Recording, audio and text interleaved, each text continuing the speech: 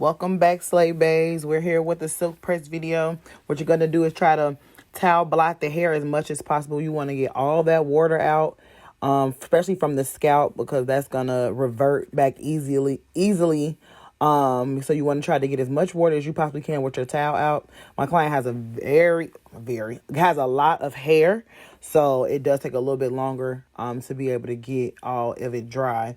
So with that being said, we're going to put some leave-in conditioner all over, as well as a serum. You can use Moroccan oil or Paul Mitchell Skinny Serum. Those are the two that I suggest and have used. I use Design Essentials leave-in conditioner as well. And then you're just going to make sure you distribute that throughout the hair and try to get the hair a little dry. Like I said, if you see me, I'm trying to go closer to the root, because a lot of time the scalp still is wet. So you want to try to get that a little bit drier than the rest of the hair, because it's obviously you can't put a blow dryer directly to the scalp, so it's a little harder to get the scalp dry, especially for someone who scalp may hold water. And then I'm just sectioning it off. I take about 1 inch to 2 inches, depending on how thick the hair is and the density of the section.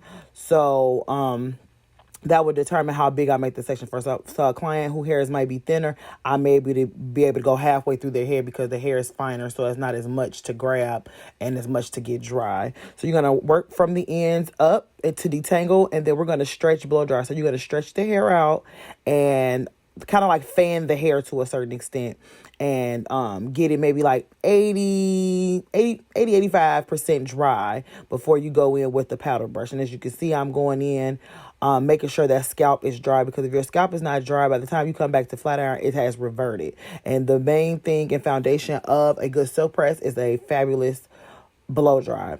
So I start with the blow dryer. I start from the ends and work my way up. And as I go closer to the root, I make my blow dryer parallel to the part so that my nozzle is not facing the client. So this helps preventing me from burning my client with the blow dryer. And again, you see I really go back in there and make sure that scalp is dry. Granted, my hair is straight and dry, but that scalp, sometimes you go in and the scalp is still wet. Again, you want to make sure you part it, being gentle with the hair since it's wet.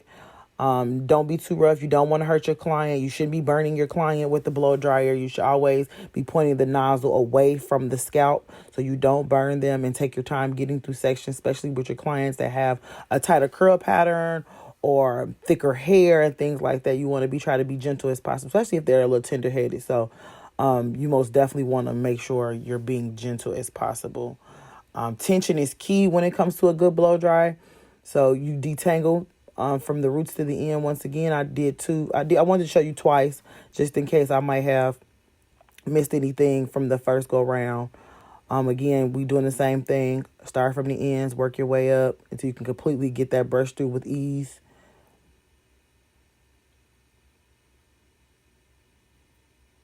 As you see, I'm creating tension before I even pick up my blow dryer. Hold it at the end, and I'm gonna fan with my blow dryer to get it wet, to stretch it out and blow dry, so we don't have to use as much heat, because we just gonna stretch it and blow dry. And if you notice, it doesn't spring back as much after you let it go compared to when we originally started. And then I'll go in with my powder brush from the ends and working my way up. And then once I get closer to the root, I get parallel to the part to be able to get those roots as straight as possible, because that's the main thing. Like for me, especially when I'm looking for assistance to blow dry for me, I need those roots straight. Like this is the foundation. Like if you don't have this down, your silk press is not going to last. You're going to be doing multiple passes with your flat iron, and which you don't want to do. You don't want any heat damage from your silk press. As you can see, this client has a full head of curly hair. She's been coming to me for years. She comes, at least probably about once a month, and then sometimes she'll get some braids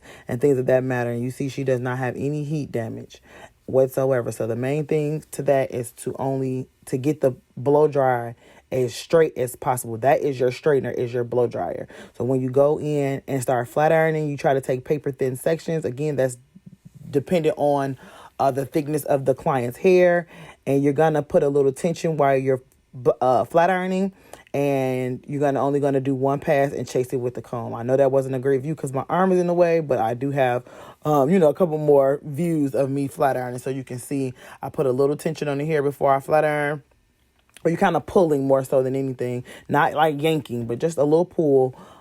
Just to get you, it's almost like you're trying to get the skin off the scalp to a certain extent, because that's a sensor. So that kind of helps you get closer to the scalp without actually burning them.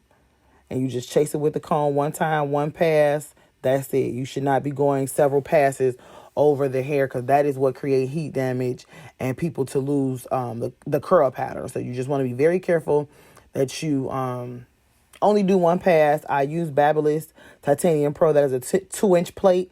And I do have it on 450. I do have it on the highest heat. But again, my clients know not to flat iron their hair in between appointments and things of that matter. So I'm able to go ahead and use that heat with no problem, because my clients won't use any other heat than what majority of my clients won't use any other heat other than my own. And as you can see, it has a natural shine to it. Doesn't need a lot of product. Unfortunately, I thought I was recording at the beginning of me flat ironing, so I didn't get everything. But I do use a Silkness Mist, which is a light hold spray, and then a shine spray that is very light, very airy. It doesn't leave the hair weighed down or anything like that. So you want to find products that are very lightweight and very hydrating, as well as heat protectants. So there's a number of products out here that you can use, but you want to make sure they are very light, because that will mess up the silk press. It won't have any body. It will be stiff, and that's what you don't want.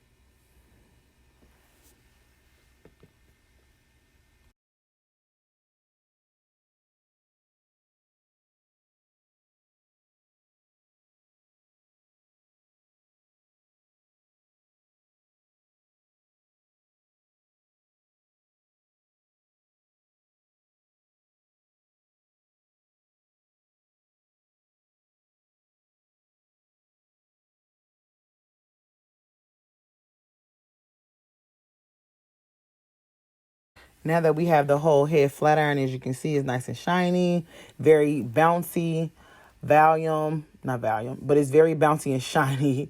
It has a lot of movement in the hair, and we're going to go ahead. I trimmed her hair. It wasn't a good view of my trim, so I'll probably do another silk press video really soon if I could get better angles for the recording. And then I use a two-sided curling iron. It's like a two-sided flat iron to make my curls. I don't want them too tight. Excuse my arm again. As the video goes on, you'll see how I curl. The main thing with the curl is not to move too fast when curling. So you kind of wrap around the curling iron and pull out. And then you want to do it like a steady glide, because you don't want to print or crease into the curl, and you don't want to go so fast where it doesn't make the curl. So it's kind of hard to explain how to do flat iron curls. But I know that two-sided flat iron by Babyliss is amazing for curls. I don't flat iron with it because I'm scared I'm going to burn me and my client when it comes to flat ironing. So I stick to the regular plates. But when it comes to these curls, baby, you better know I'm about to pull out this, this thing.